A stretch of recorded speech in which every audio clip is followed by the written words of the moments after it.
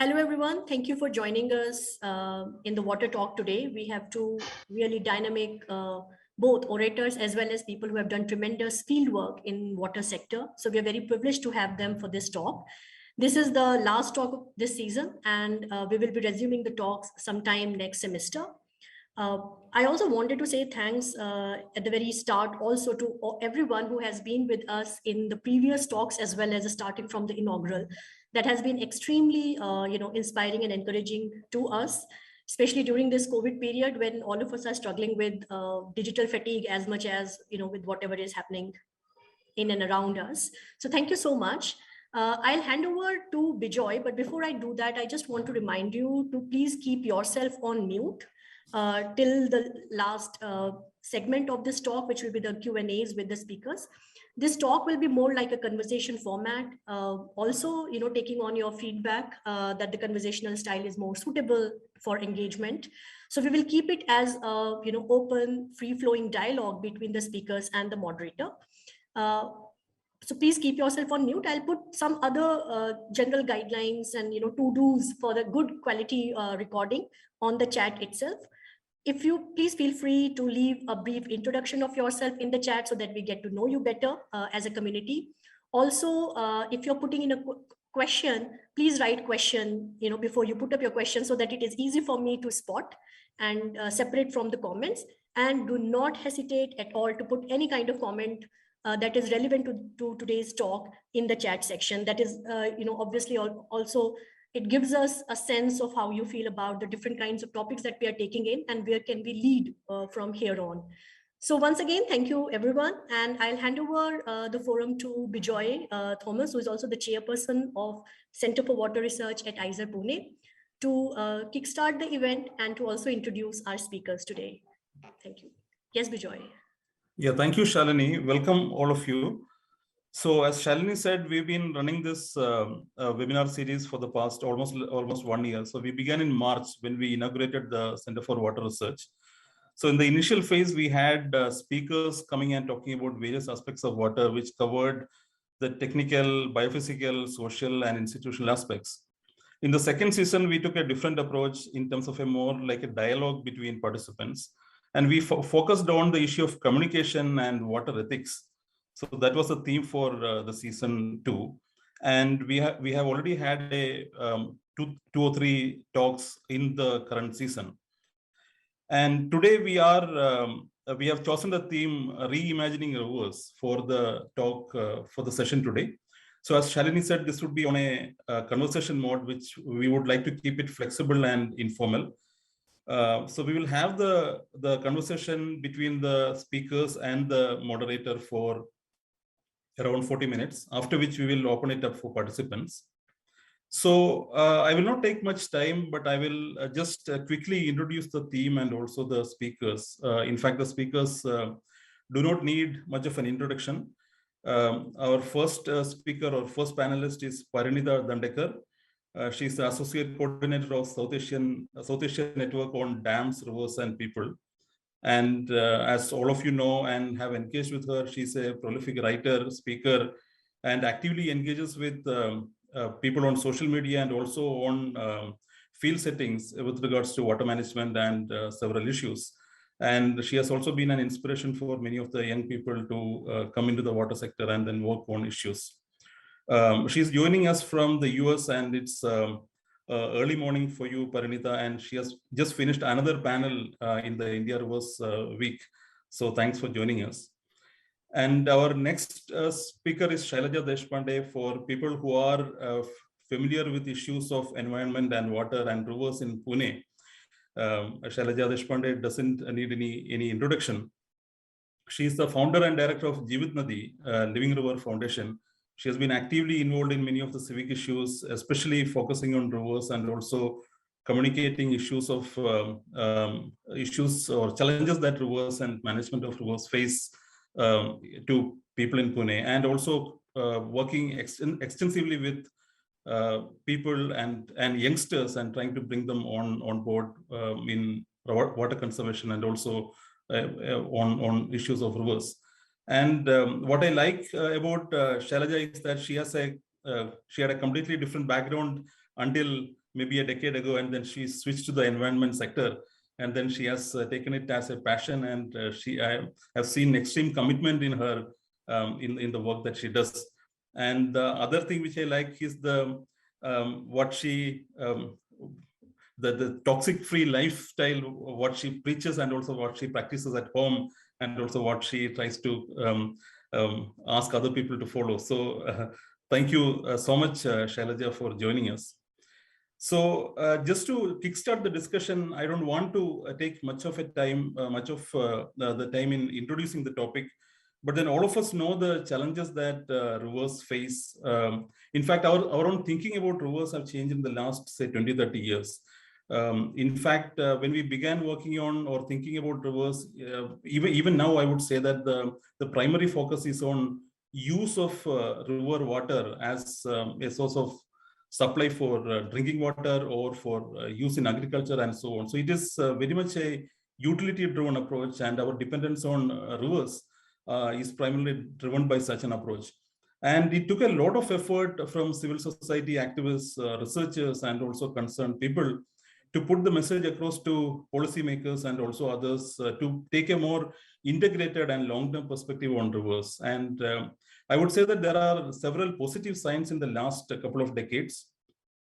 Talking about water in general, we have integrated water resource management, at least as a overarching framework, which is guiding many of our decisions and policies. I don't know how effective it is on the ground, but at least there is some level of guidance which that framework gives us. And also the thinking of rivers as a more like from the biophysical point of view, looking at the water cycle and also looking at the river basin perspective. And in fact, Parinida and others have also worked on environmental flows, which is a very important concern as far as river management is concerned. Because when we look at water issues from a pure utilitarian perspective, we just look at it from a use-oriented approach. And there is also this thinking that no water should actually be let into the ocean, because everything is for humans to consume. So that's a completely flawed approach, which all of us have realized, and of late policymakers have also realized. So, I mean, all of these concerns and challenges are quite well known to us. So we would not really focus on many of these overarching concerns or the technical details as far as this session is concerned, but we would try to think about rivers in a different way as to how can we actually involve and collectively mobilize some of our lay citizen interest in conserving rivers, and also thinking about water security and water conservation in future, in the next, say, 20, 30 years. So, so this is the context in which we have organized today's session. So this is the reason why we are also calling it reimagining rivers, trying to find out something which is different from the conventional received wisdom, and also the way we approach and deal with water and rivers generally these days. So, so I would like to actually proceed with this session in 2 or 3 different parts. In the first part, I would invite speakers to Shailaja and Parinida, if I can use their first names, to talk about the challenges that what they seem to be important, because we have read about that from scholars. We have heard decision makers and politicians and our policymakers talk about that. But as people who have been actively engaged with rivers on the field with people, we would like to know what are those challenges which you seem to be important, and what do you prioritize as these challenges. So since Shailaja has been working on urban streams in particular, she can probably focus on that. Probably Parinida could begin the conversation by talking about maybe the issues in a more broader sense, and also talking about these challenges as you see which we are facing at the moment. So, Parinida, if you could start, please go ahead. Thank you so much, Vijay. It's a great pleasure and honor to be here today with so many friends and colleagues also in the audience, but also especially to be sharing a platform with Shailaja Tai. I have immense respect and love for her.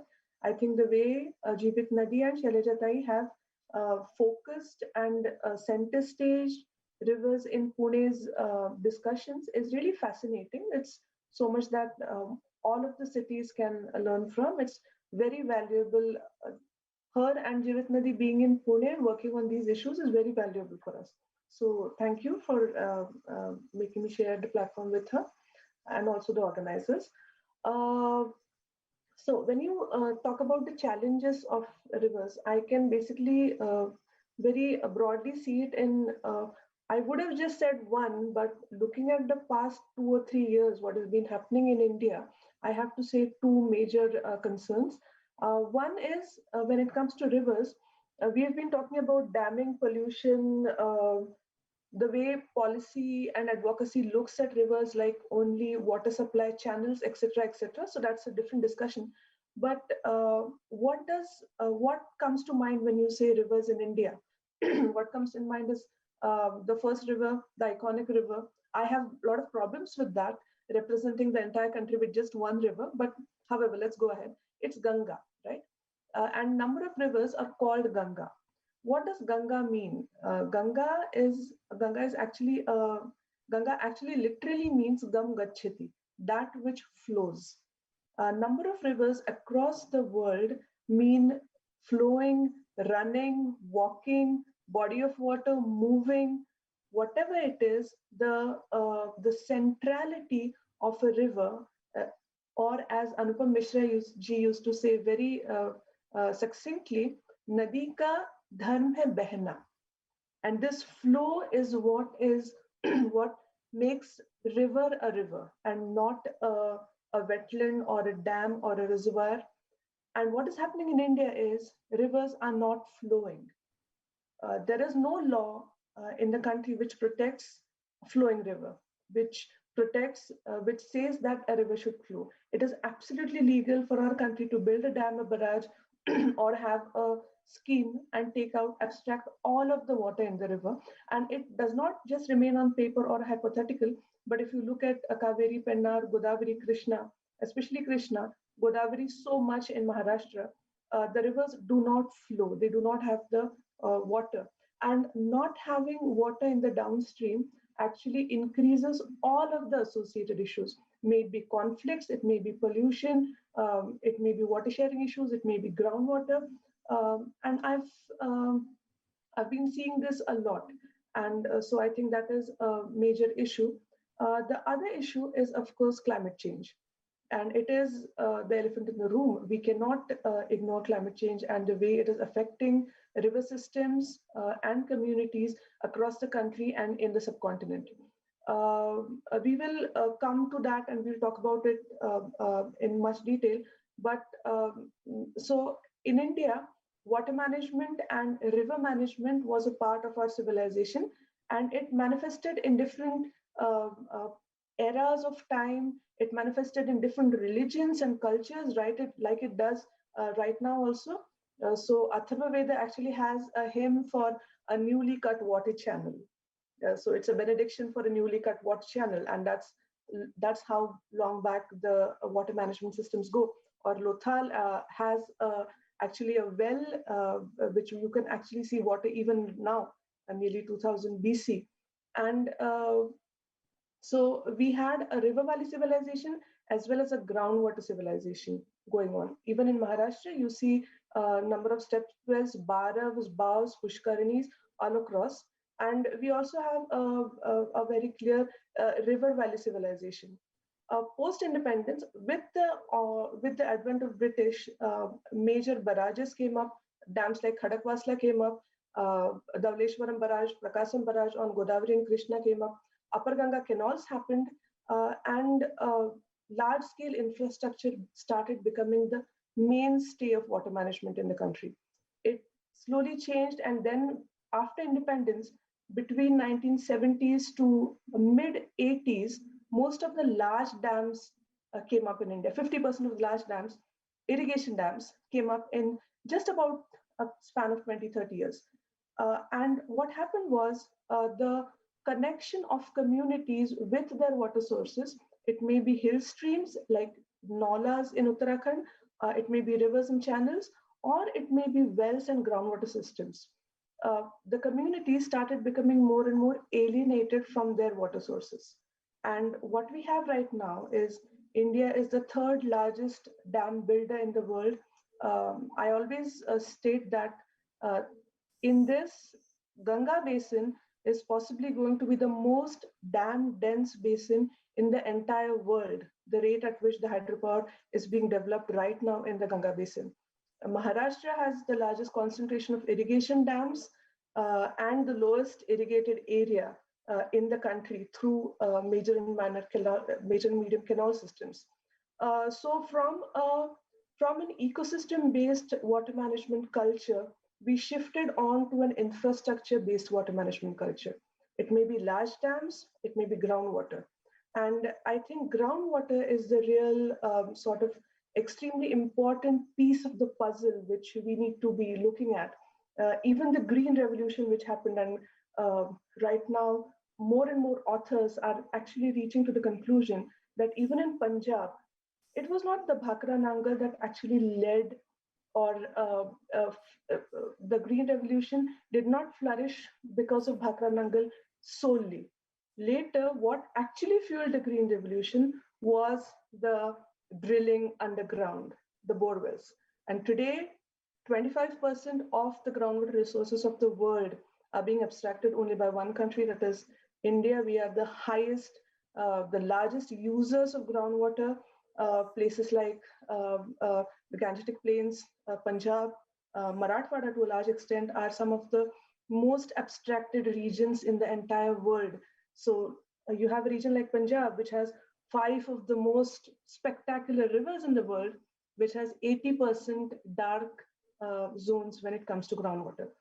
so, uh, so all in all, I would just like to sort of conclude and put it together by saying that the problem is not water availability per se, and we really need to keep that because I've also seen it on field.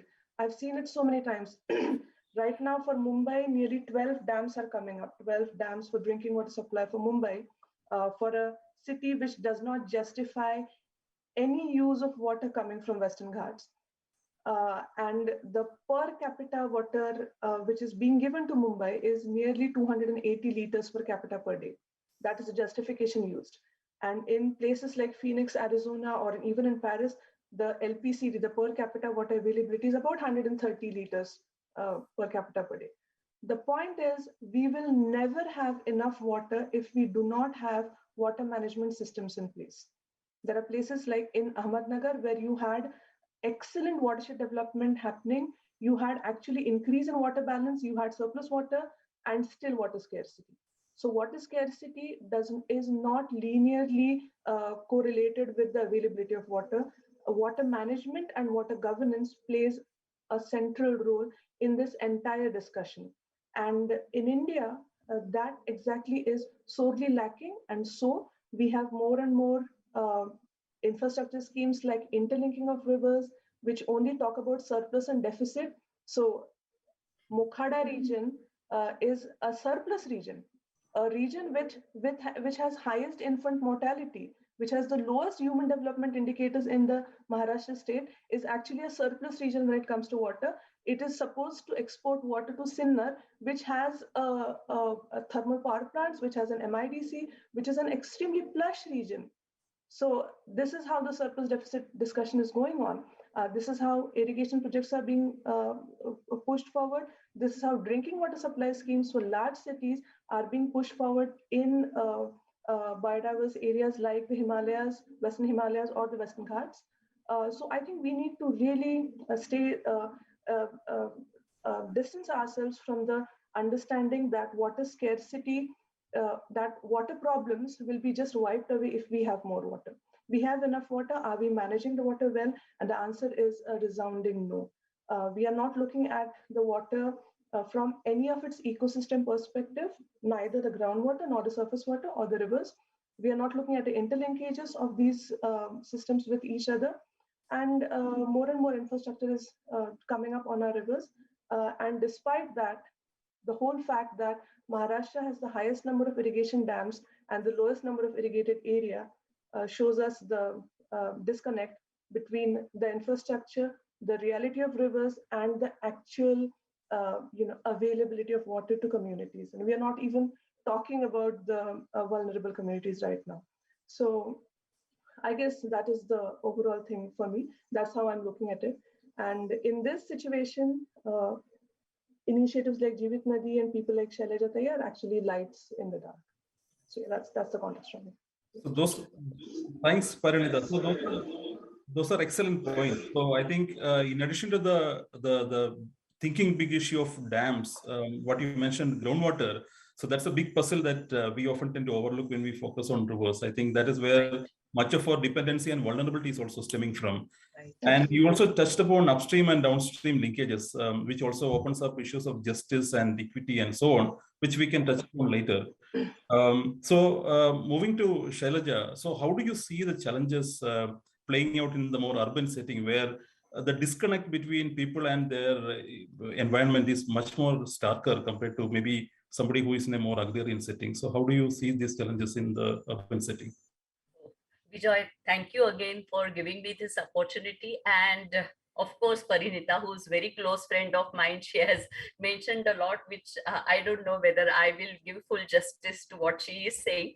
But basically, when we started working on the urban rivers in urban areas, I would like to focus on the ground realities, because when Parinita gives you a umbrella picture, what about on the macro level where the governance is lacking, where the management is lacking, there is one part which is about the people's disinterest or the people's contribution towards it. Like, if I am part of this city, I owe some responsibility to this city or to this place where I'm staying. And I need to be concerned about the water which I use and where my water comes from and where my water goes once I utilize that. And that is something which we realize that this is something a gray area where we need to work on with the ground realities in the urban scenario, where every individual needs to get connected. Unless and until he doesn't understand the problem, what Parinita mentioned about, because there are fallacies, there are beliefs that the dams supply water, that they give you security, they give you ample and abundance of water. In a place like Pune, when we have chain of dams, at least one third of this city actually extracts water. More than 4 TMC water gets extracted in spite of having so many dams. So surface water and subsurface water really has a very great linkage. And this understanding, how do you spell it out with the commonest of the common person? How the rickshawala would understand this problem, how a bus driver would understand this issue, that my children are going to be deprived of water if I don't do anything about it. And how do you create the people's pressure? And that was, I feel, when we started around, that still remains a biggest challenge to making people getting connected with the river, making them feel responsible about it. The every drop of water which I drink and every drop of water which I waste, because rightly, as Parinita said, that we have lost the connection between the river. When you start talking to the people, particularly place like Pune, how many times do you go to the river? They visit only once a year, which is most of the time is during Ganesh immersion, the festival, where actually you're not doing anything for the river, but you're going there to impact the river. And this realization, unless and until is been spelled out loud and clear, you are going to the river for what? So that is the question which needs to be, conveyed to the commonest of the common people, including right from the school children to the adults and the seniors who have been actually, who speak about the rivers. Once upon a time, 50 years ago, we were swimming in the river, we were using this river, the river was so beautiful. Then the deterioration which happened over the period of time, what exactly happened? Are we not part of it? Are we not responsible for this deterioration? Is something which we are working with the ground realities. And that's where actually Jeevit Nadi's major works is, the person who is sort of, I would say he has pulled up his blanket over his head. He is actually not sleeping, but he is pretending to sleep. So we want to drag this blanket from his head and wake up, man. This is high time, we need to do something about it. So this is all I would like to say about the ground realities and the challenges which we are facing, that making the urbanites understand the necessity of the water which comes in and which goes out of our houses.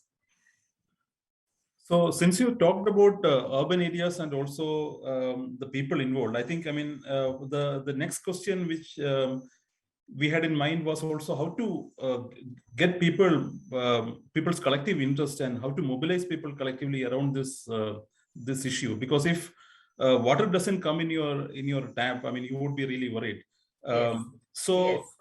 but also there are different layers of the problem, because you talked about the rickshawala not probably being concerned enough about water, but then Yeah. so is the people who are maybe in the societies, or Absolutely. so there is definitely, in addition to this differences, there are also maybe class differences where people are completely insulated Yes. from the resource that they are dependent on. People might not even know where the water is actually coming from. Yes. Yes. So Yes. how do you trigger this thinking? How do you, unless The people same. are facing a crisis, they won't really wake up to the fact that this is something really serious. So how do you manage to make the collective mobilization? Yes. I think for first 2 years it was quite frustrating for us because we were not going anywhere.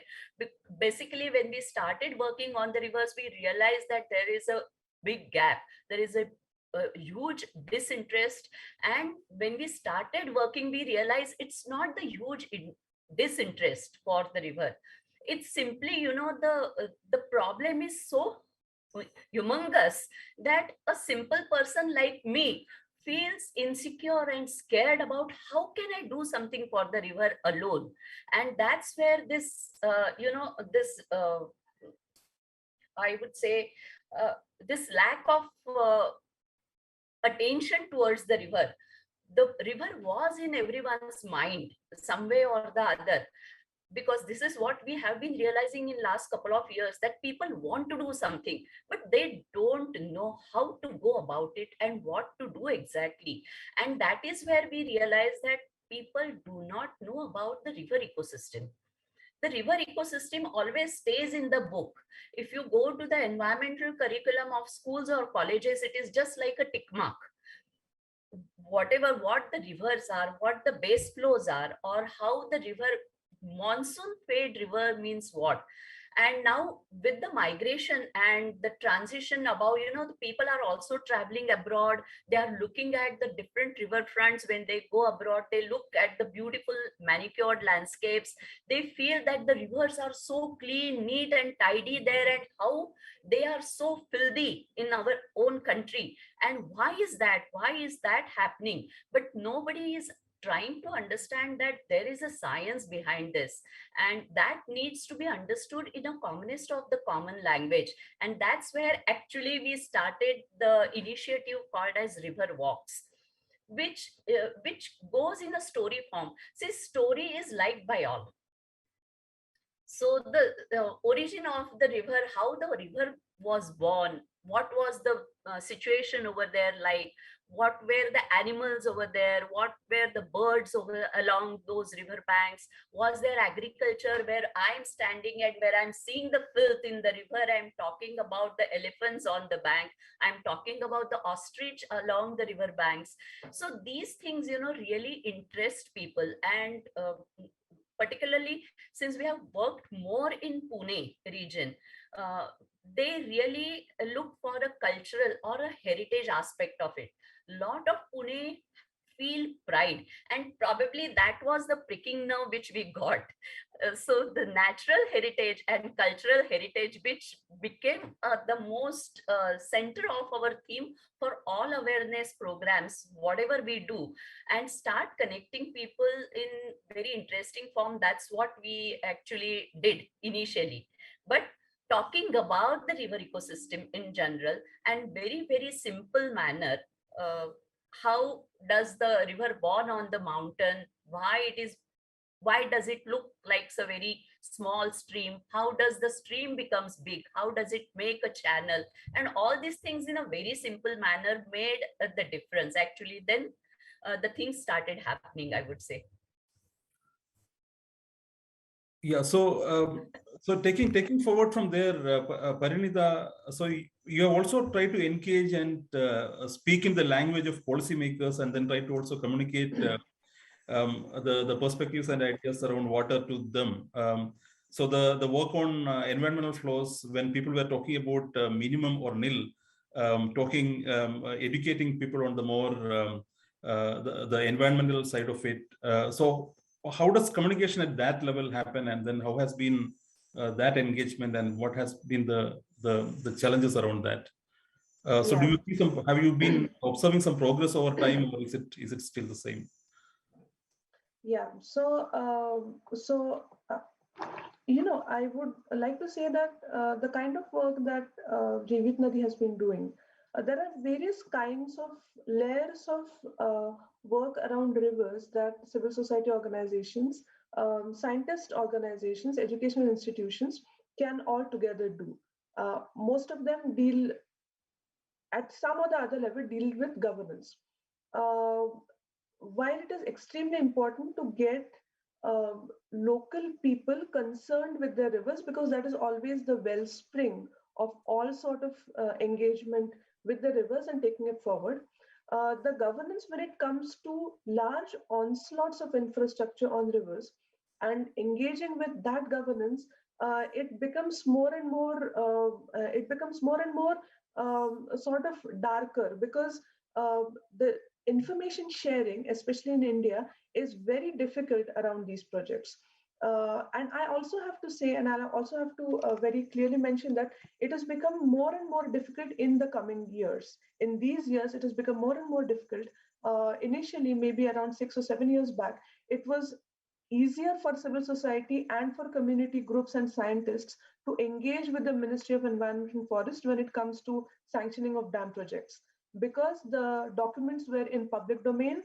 The agencies and the committees were actually listening, at least trying to listen. It was always difficult to get decision makers listen to important points, has always been difficult, but at least there was some space. That space is becoming narrower and narrower. The engagement with pertinent governance issues, especially with those governance issues which need a large, which sort of involve large investments, is becoming more and more difficult. The National Green Tribunal, which was a sort of a platform for affected communities to voice their concerns, in which in in connection with the environmental acts, is becoming nearly non-functional in the entire country. So more and more the governance, the way we deal with, the way we engage with governance is becoming difficult and difficult. It's also becoming more and more frustrating. I've slowly seeing lesser involvement in this level of advocacy when it comes with the advocacy on the level of ministries happening now as it did say about 4 to 5 years back. Environmental flows is a good example. So we started working on environmental flows since 2008 or 2009, when we were not talking in the parlance of environmental flows, but we were talking about in minimum flows, and that too. So even Khadakwasla Dam, according to the Krishna Water Disputes Tribunal, even the Khadakwasla Dam is supposed to be releasing minimum flows into the river.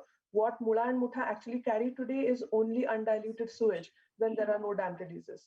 But we are supposed to, the dams are supposed to release minimum flows, very laughably low minimum flows, about 60 cusecs, but at least something. So we have been number of civil society organizations were constantly advocating on the ministry level on e-flows. We held a few workshops, made submissions, talked about the impact of not having e-flows on communities and fishing and fisheries and other ecosystems. And slowly there were also, again, it is a bit tragic to say that people have to get into litigation, because in a democracy where you have a governance structure in place, where there are places for communities to actually engage with the decision makers, going to litigation is not the ideal thing to do. It should not happen in an ideal society. But the reality is you do need to take that road. As you see in Pune, most of the things which have happened in rivers right now, it may be the road in the riverbed, it may be the sewage entering the river, it may be the nala concretization. People had to go to litigation. It's not the ideal situation, but it does have to happen like that. So if for e-flows also, that was also one of the ways that it happened. Then you had Professor G.D. Agarwal actually, going on indefinite fast for Aviral Nirmal Ganga. And just 2 days before he passed away, a notification was passed by the ministry for environmental flows of Ganga. Even before that, there were some recommendations. The problem is you have recommendations on paper. Whether the e-flows are actually being released, there's no one actually monitoring it. So what was it before this was that the dam companies, which make profit from the river flows, are the only ones who monitor e-flows. So you know that it's not happening, because MOEF has no capacity or the people to actually go and check it, and the dam company. So it has been a bit farcical, but at least for Ganga, there is now some recommendation of e-flows. Again, the problem is Ganga is not though it is the iconic river, it is not the only river in India. And there are so many rivers which are so different than Ganga and are also feeding millions of people. So I think there is a lot of problem when it comes to, public image, and, engaging with it is fraught with, it's a razor's edge actually. Because while it can be a very effective tool, it can also be used for whitewashing like this. So you say that Ganga is important for everyone, Aviral Dhara in Ganga, and everyone is happy. What is happening to my Gola Mutha? What is happening to my Krishna? No, but Ganga, Namami Gange program is happening. So these symbols or pratiks are very dangerous, and that's why initiatives like our city, our river are extremely important. So slowly things have been changing. We have environmental flows, we have distance between dams being discussed more. We have cumulative impact assessment studies of number of dams in a place rather than individualized impact assessment studies. So slowly there have been changes. But if you ask me that has this change been in one direction, of a direction which is towards better river management, then I do not think so. I think these are sporadic changes happening. And currently the governance structure around rivers is, I think, at an all-time low. So we really have to come up from there and actually engage at that level of governance also. Yeah, Shailaja.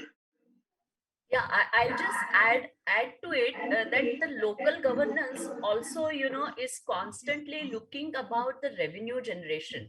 And now when all other things have been exhausted, the riverfront or the area along the river banks is something which they are looking at for creating revenue generation is another thing which we are realizing in a city like Pune, that so many things are happening and the people are not aware about it. And there is a major and drastic lack of understanding, I would say, about the rivers, the state of the rivers, the type of rivers which flow into the Pune city with the dense density of the streams which along Pune, even in the free catchment area, after the Khadakwasla Dam also, we have so many sub watersheds. Ambil stream is there, Bhairova Nala is there, Nagzari is there, and all are originating from the hill ranges along the Sahyadri. And the morphology or the height on which they come, a city like Pune has flash floods. A city like Pune also has riverbank floods because the dams release the discharge and the low-lying areas also get this. Then city like Pune also have urban flooding because of the lack of planning into the storm drainage works, or it needs to be modified, upgraded, revived, and nothing is been happening for last so many years. If you see the sewage treatment plants of Pune, all over, they are usually in the riverbed itself. So during the monsoon, when the rivers are flooding, the STPs actually are, the flood waters are entering into the STPs, and there is no treatment happening there during the monsoon. No one realizes that one needs to have decentralized STPs, localized or the ward level STPs. So many things need to be revived. They need to be planned well.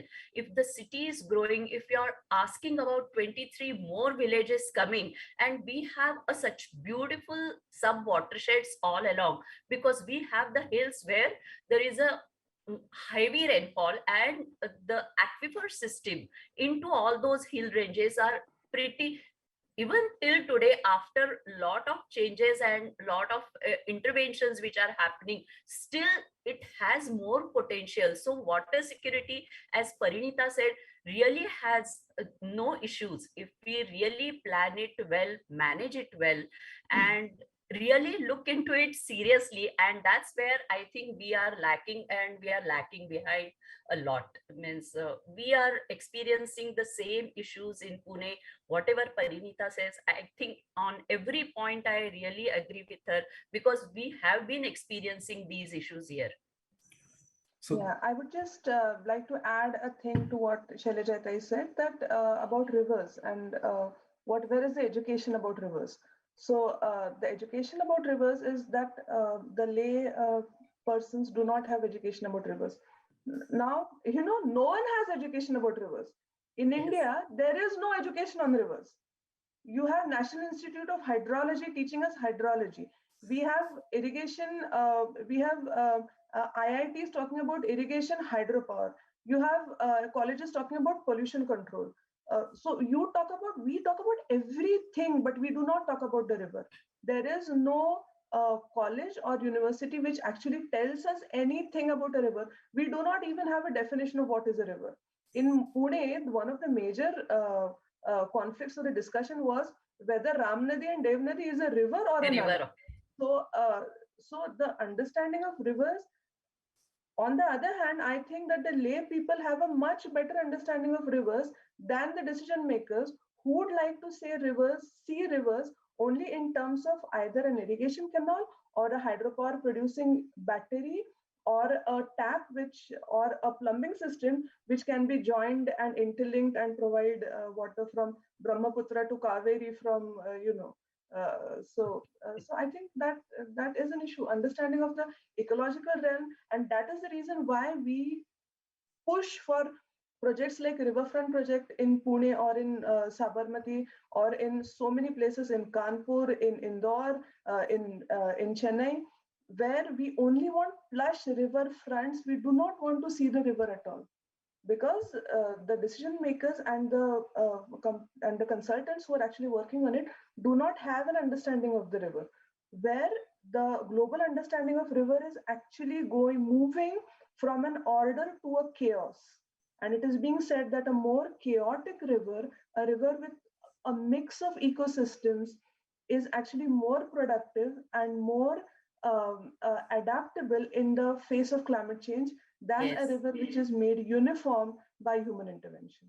So I think understanding it, and in that sense also, I think Jeevit Nadi is doing a spectacular work Yes. in actually telling people about what is a river. I think in this way, a common citizen would be a much better person to tell a municipal corporation that I know a river better than what these plans say. Yeah, so there are several important points there, and I think each of these require a lot of discussion. I'm sure the participants will also have questions around that. So let me spend another, say, 4 to 5 minutes before I open it up for participants. So now, I mean, until now, we've been discussing about these major challenges and also the more detailed problems. So,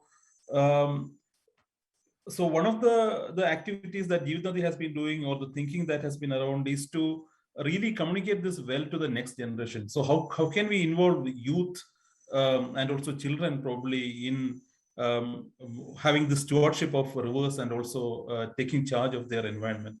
So how can this be communicated effectively? So the reason why I'm also flagging this is because there is quite a bit of interest also in the Center for Water Research and also the Living Waters Museum on heritage preservation, and also the way art and culture can be used as tools for communication. Yes. So although many of these things at the end up as symbolic, with people like you and also several organizations and committed people involved, probably the involvement and the mobilization, especially among youth, could actually be realized. So what has been, so what are your thoughts on it, and then how can that message be conveyed to the youth more effectively, and how can we bring the next generation on board? Yeah, I think in this part, we really need to have a manifold approach, that the students who are learning through science need to understand the scientific knowledge about the river. A holistic approach where the projects could be done on the urban river ecosystem. In spite of having so many interventions, we still have very ecologically sensitive areas into the urban. People do not know about the riparian zones. They do not know about the wetlands. Even the school children are enjoying when we are continuously going on the river every weekend. The children join there. They look at the poodles and ponds and the damsel flies or the small insects which grow into the river. That actually is the live education. They measure the DO with the small toolkit, and they understand what is the dissolved oxygen into the river and the way they need the oxygen, how the river requires oxygen. So there is a direct connect with the children which are coming on the rivers regularly. Cleanup happens, but then telling the stories about the river, having different programs. We have events which we say for the river, by the river, where we use different tools and techniques. Like we have in Marathi from the saints a philosophical bharud, which they're a philosophical language which is used in regional language Marathi. So such type of bharuds are created. Then we have one-act plays. Then we have street plays, which actually colleges can do once they understand what the river ecosystem is. So there are many things. And what we tell people, that whatever you want to do now, the Rotracs and other young people who are joining our rivers, I always tell them, why do you have to have meetings in a confined, closed places? Have the meeting along the river bank. Sit along the river, try to understand the river, try to understand what she requires, what are the needs of the river. Unless until every person starts going to the river, say sitting in a closed room and talking about or designing or looking at the problems is not going to solve the problems of the river. You have to be on the river. You have to understand the issues. You have to understand the local stakeholders' issues. And this is where we have been trying to create programs and involvement of the cross section of the society. This is in detail. If you go on the website, people will find a lot of such programs which they could be involved in. So also, if I could zoom out, Parinita, there has also been talk about recognizing the river as a living entity and then giving rights to river. I mean, in practice, much of it ends up being very symbolic, but so is culture and then such symbolism a way forward? So how much traction or how much impact that can be in river conservation. So obviously there are more political, economic, and systemic issues that one needs to be really mindful about. But can such symbolism and such messages really convey and have any impact? Yeah. I think it's always a point that we start any river discourse saying that India has deep love for rivers and India is a riverine culture, etc., etc. So, but despite that, it is actually a fact that the way Indian subcontinent looks at rivers is somehow, I have not seen that in most of the developed countries. Most of the developed countries have a pretty, even in the United States, though there are lores of the Mississippi and the Colorado, most of these lores and the way Mark Twain moved down Mississippi, these are the stuff that folktales are made up of. But they talk and they look at the river in a very utilitarian perspective. And it's the same with Rhine and with Danube. It's very interesting.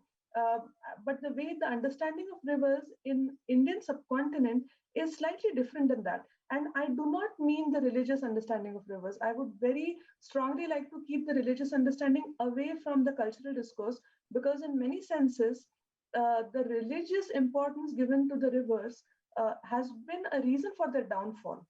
I would very strongly like to state that when you look at Ramkunda in Godavari, you have the Kumbh Mela, and there is no water, and the devotees come there to take a dip in the water. And if there is no water, then there is water made available from the tankers for the devotees to take a dip. The Pushkarulu, which happens on the banks of Godavari, if there is no water, then borewells are actually sunk. There are shower heads which are constructed on the bank of the river, and people take a shower bath there. So when you limit a river to the capacity of it to give you punya, then that is not a riverine discourse at all. So I would definitely like to differentiate culture from religion. But if you look at the cultural understanding of rivers in the Indian subcontinent, it has been tremendous. It has been fantastic.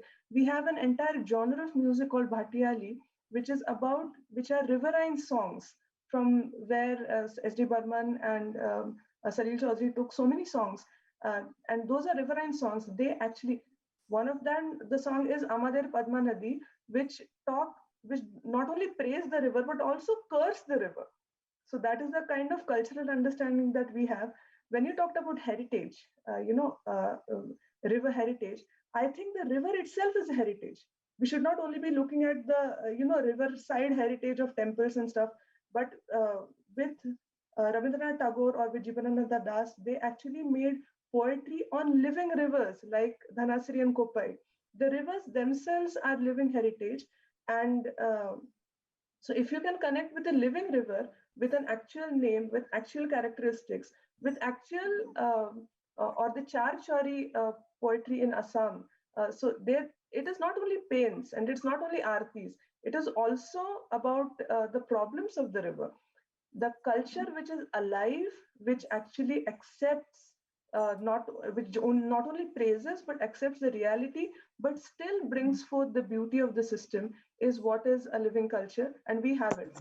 And I think it really binds people to the rivers. So, yes. Sure. So I think that's a good point to maybe hold the conversation, and perhaps we can take some questions from the participants, questions and comments from the participants. As of now, I don't see questions. Maybe people would take some time to collect their thoughts, because the discussion itself was so engaging. Even I was like, keeping track. It's sort of, so much interesting information, whether it is about perception of rivers, whether it is about perception of river politics, and so on.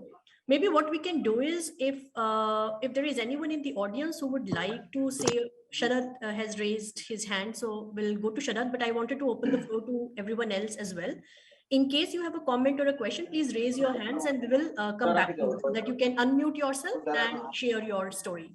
So perhaps it's good to unmute and then talk. So feel free to unmute and then talk.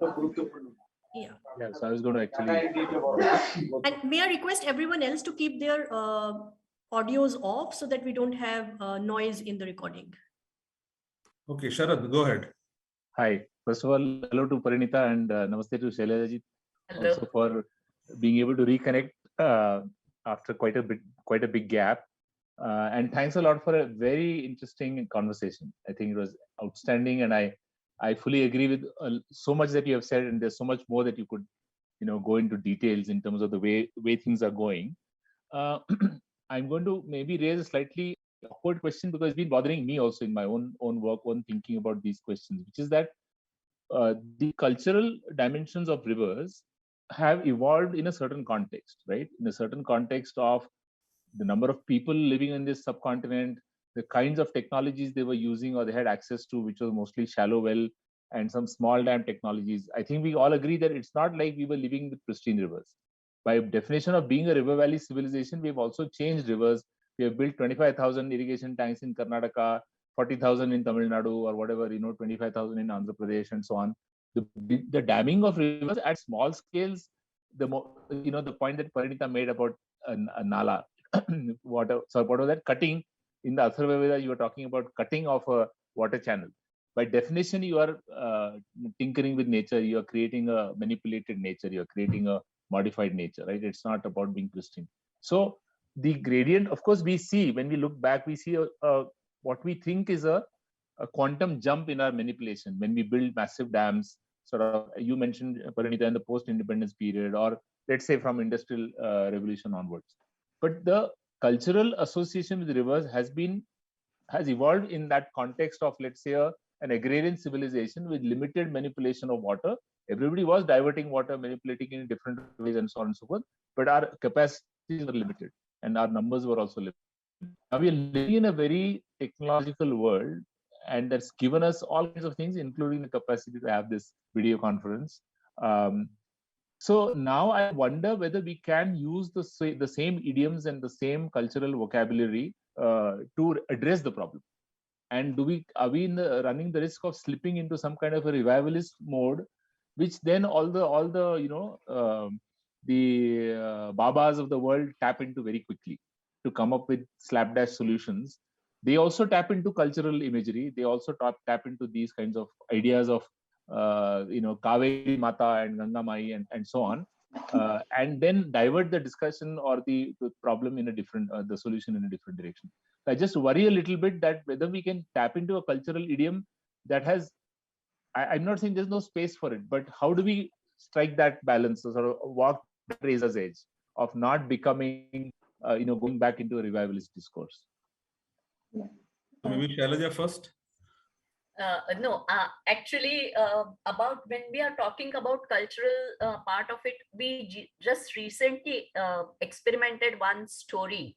The name of the story is written by one of our directors, Aditi. She mentions the story is about a recent time, million years ago. And whatever happened along the river bank. So on 14th of November, the children actually celebrated the Children's Day, listening to this story and the fantasy. But the cultural part, which I feel here, we have been trying kirtans with people who have been associated with us now, and they understand, and there are certain people who are also connected, environmentally aware about it, so they try to actually put in this kirtan, because the deities are such one class, which we realize that they are the ones also impacting the rivers in different way. Forget about the religious portion about it, but if they are converted into doing something, so kirtan is one way we have tried, and it has been working very well. That is a cultural part, I would say, in a different way. What we try to do is try out different ways and means how we can get connected with whatever the old traditions have been happening, and can we convert them into the current scenario or current context, and that has been happening. And so Vishamukta Jivan Shaili, told in a kirtan, which people already know about it, that they used to be sustainable once upon a time. They knew what the sustainable lifestyle meant, and if kirtankar says about it, it really makes a difference, and that has been working well with us. The change is slow, but it is happening. Parinita? Yeah, well, I think you raised a very interesting point. I've also been sort of struggling with it for some time. Just as an example, there are many fish sanctuaries in Maharashtra which protect not only the fish species but also the riverine stretches. One of the fish sanctuaries that I went to, it is a slightly provocative point, but I think we should be open and discuss all these things. That is the only way to move forward. So, one of the fish sanctuaries where I visited, I was trying to document it, and I asked that can I go down to the fish sanctuary, and the person, the priest with whom I was completely infatuated because he's protecting such an amazing stretch of river and a fish, he asked me, are you a JB? And I asked him, what is a JB? And he said, are you JB, then you're not allowed to go down. So how do you balance this? You want to celebrate a fish sanctuary for the precise reasons that it has tradition and a culture and so many years of legacy. That same legacy brings something like this, which repulses you and which says that, keep your fish sanctuary. I do not want to enter this place.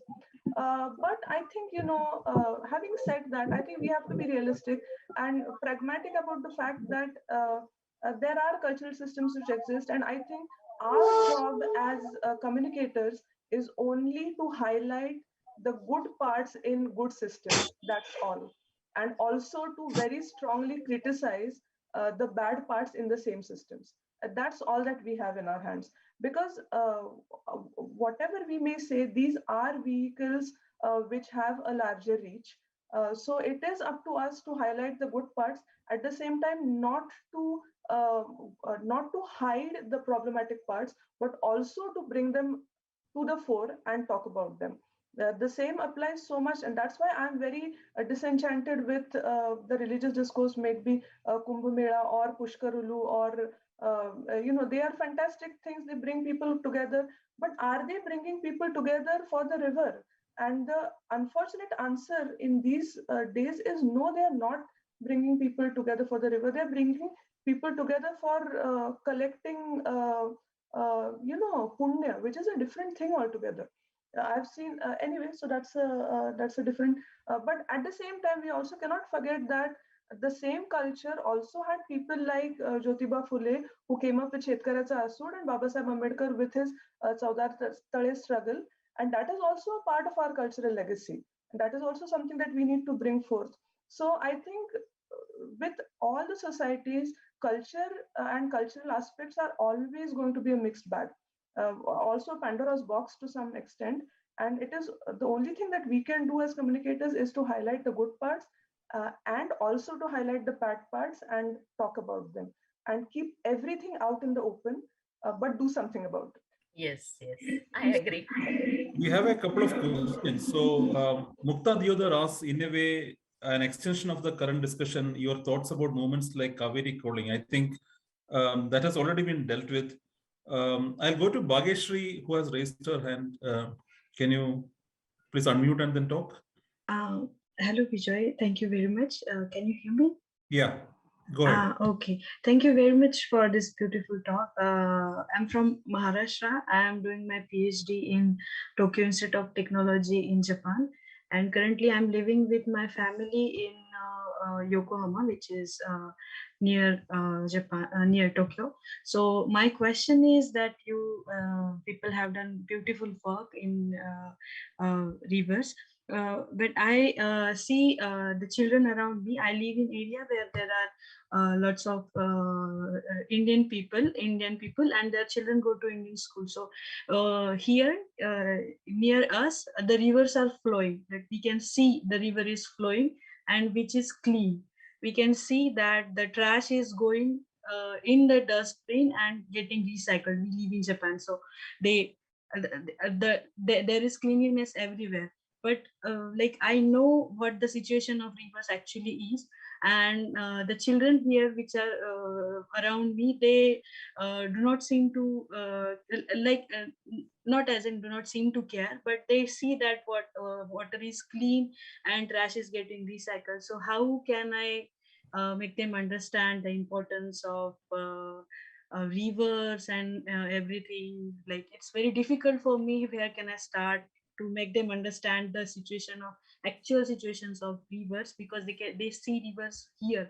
They merely go to back to India to see the condition of rivers in our state. So that's my question. Thank you very much. Shailaja, probably it's for you. Though this is for me also, it's a difficult question, but very frankly, the clean river and looking clear water are two different things, because many a times, though the river looks clean, devoid of solid waste, it may be having some sort of a toxic waste which is not seen, which usually happens. So if that again means, I know I come back to about liquid toxic waste, because that has really not spoken well about it. But getting connected with the river, suppose what if the river is not there for you to provide water, or what if the water gets it gets disappeared, is one way to look at it.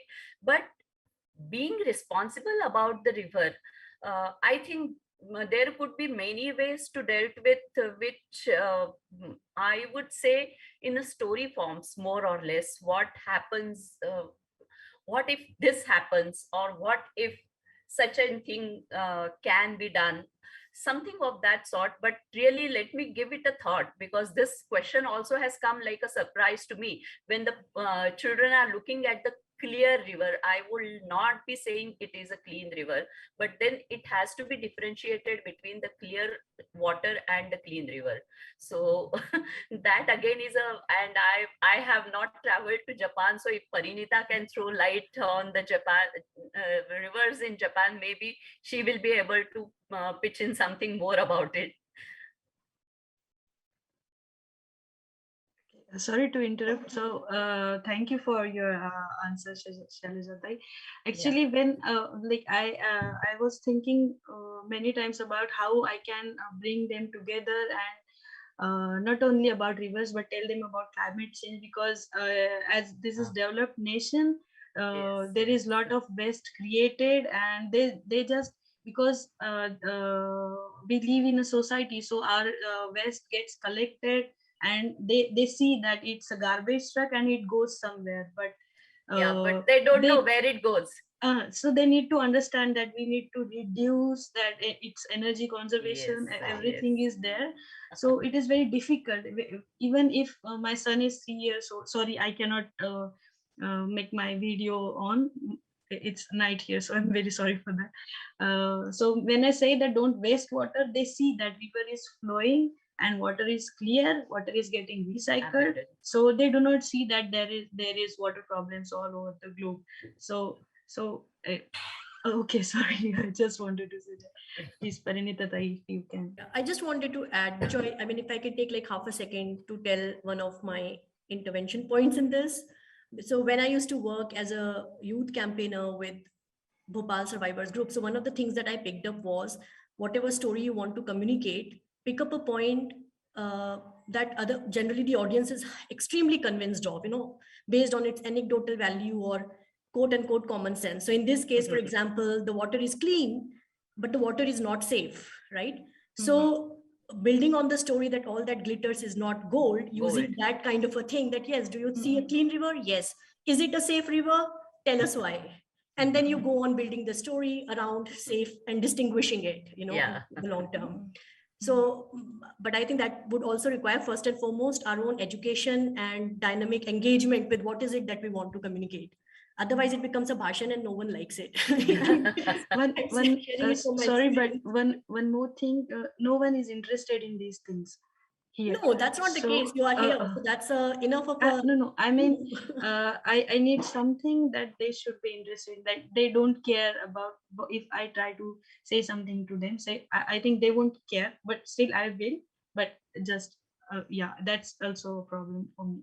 Okay. So let me now shift to another, a bigger scale problem, which has to do clearly with policy and Maharashtra. This is a question from Kalyani Tate on Jalip to Shivar Yojana. So she has been asking the question, the deepening and widening of the streams and rivers, which has been part of this intervention.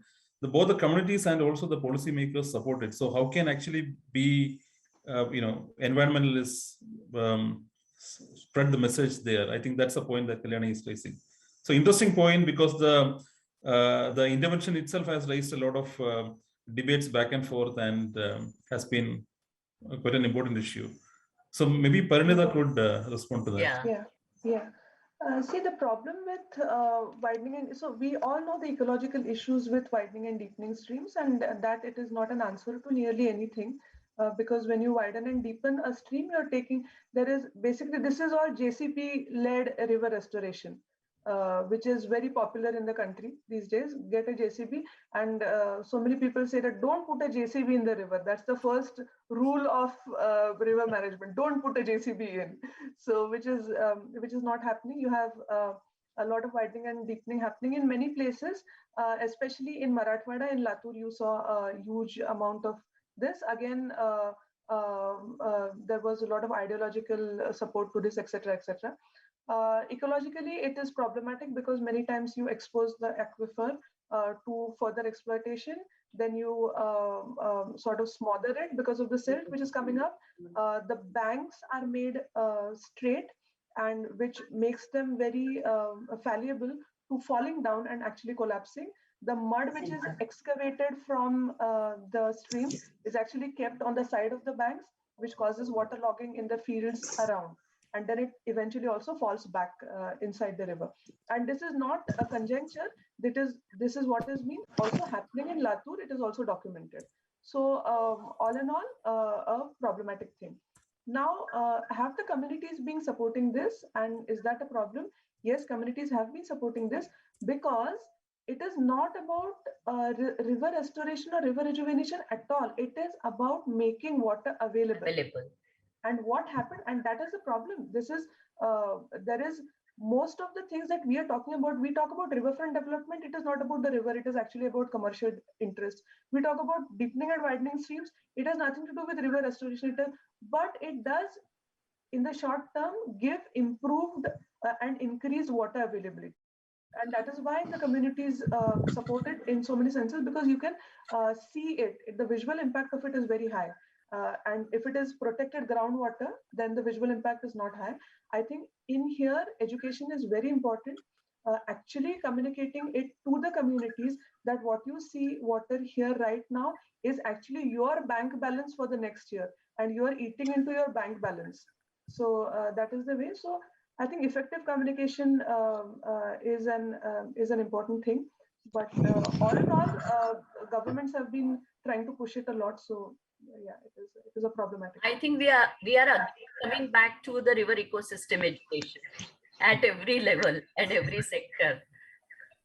So we have a question on riverfront development, but before that, let me ask this question, which is somewhat related because it's a higher scale policy issue. Mohan Sade asks, recently government of Maharashtra has recommended to explore the possibility of tunneling to straighten Krishna River in Kolhapur and Sangli. So if you have any comment on that, probably Parinita could respond to that. We just a few days back, we had a discussion with Shailaja Tayi on this. This is the most mindless and senseless thing that can be done. But the point is, what has been done? So we have been looking at flood management in Maharashtra.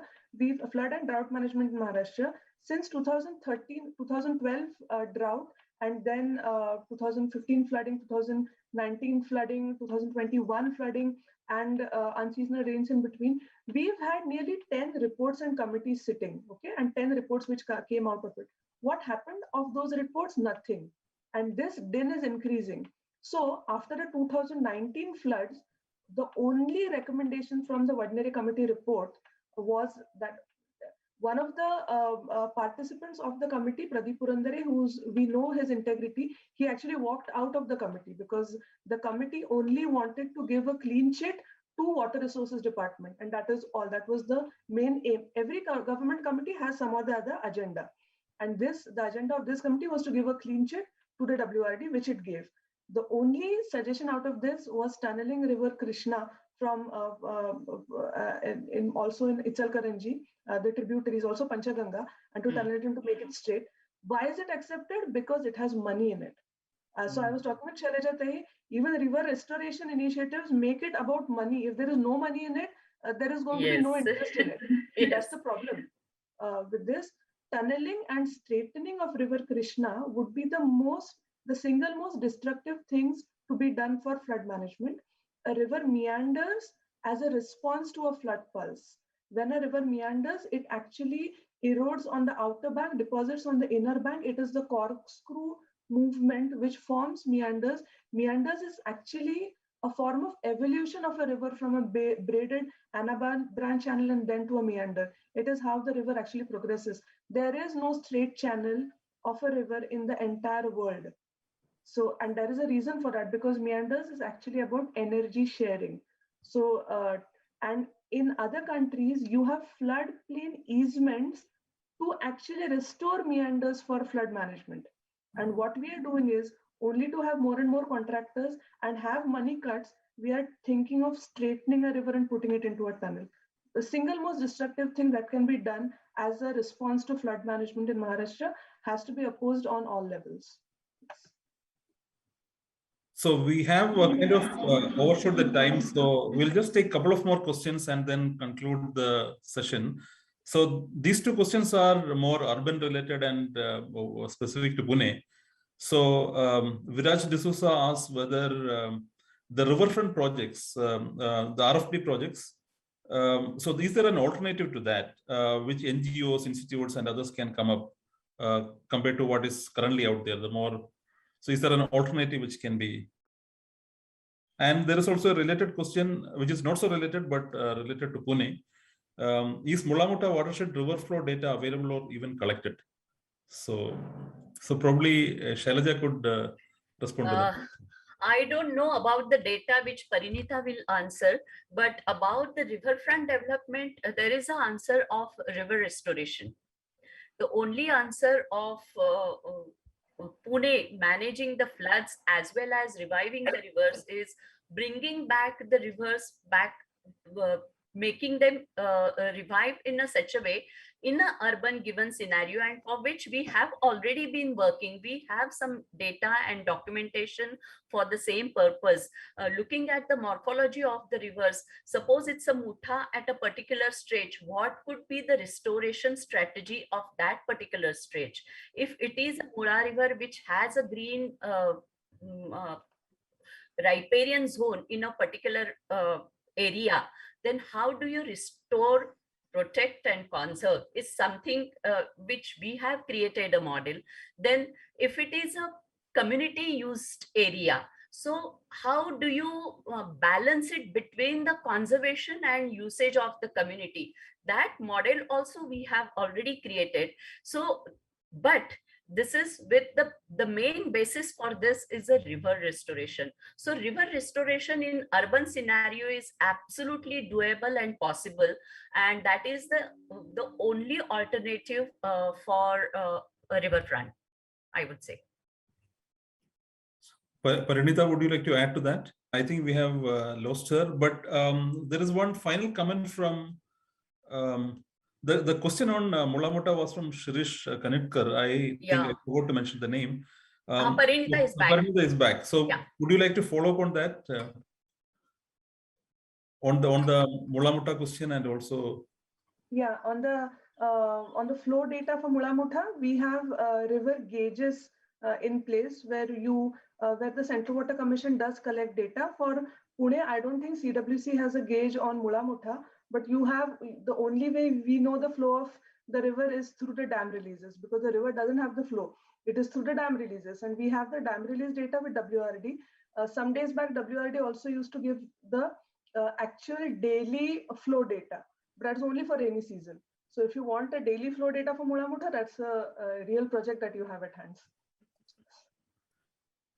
Okay, so we have one final comment on how we could actually prevent distress-based outmigration from villages, and then think of creating a more gross happiness index compared to the more GDP-oriented and growth-oriented approach. I think probably that's a comment, and that's a good note to end our session with. Yes. Looking forward and then developing alternatives, and also thinking about better possibilities than what we have now.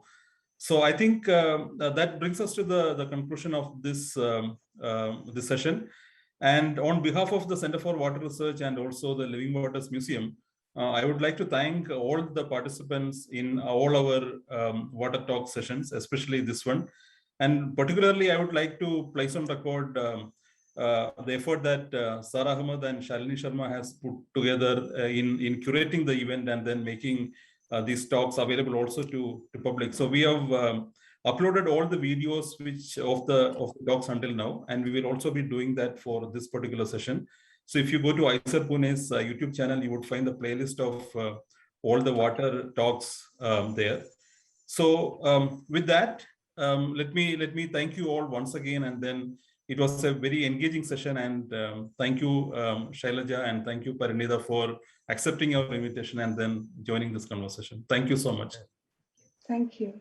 Thank you. Great pleasure. Thank you, everyone. Thank you, everyone. Bye-bye. Bye, Shailaja. Bye-bye. Bye-bye. Bye. Bye.